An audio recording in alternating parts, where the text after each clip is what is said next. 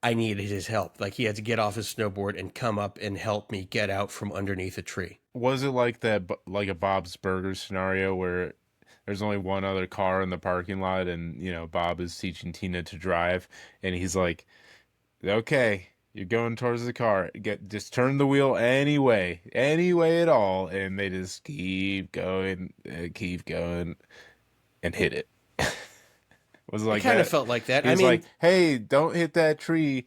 Hey, that tree's coming up. Take a left or a right." something did actually happen on that trip. This is actually kind of sad what happened, but it was New Year's, I think, when I went there. And we were watching like this fireworks show with these skiers going down the hill in front of us. And then this one disabled skier was going down the hill. And there was a gigantic pole with lights that was illuminating the entire hill. And this disabled skier, I guess their legs didn't work, was going down. And I said to my parents, wouldn't it be hilarious but awful if that skier hit the pole because they didn't see it? And the skier smashed right into the pole. And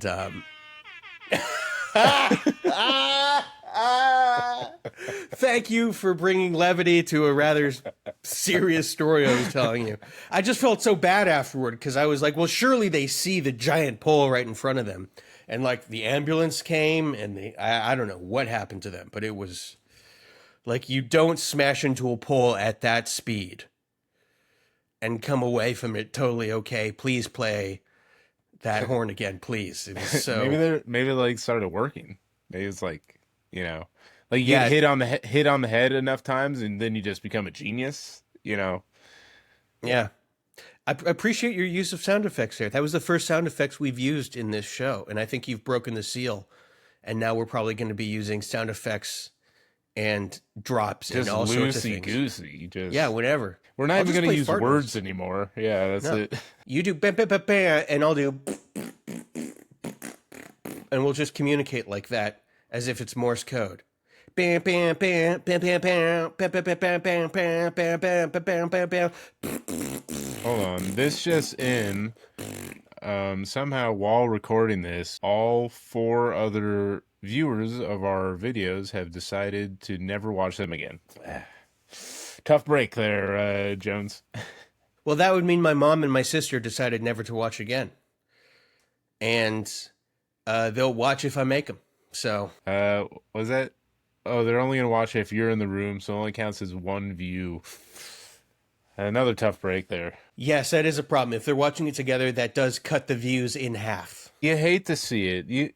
It's hard to build stats in this economy. Yeah, no matter how you cut it.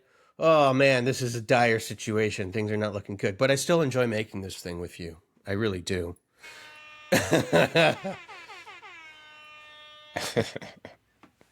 Let's just stop it there. And that was another rip-roaring episode of This Is Unusable. I've been Tyler Martin. I was Ben Steinberg, he had said. Semi-chub kind of life. Life's hard, I'm not.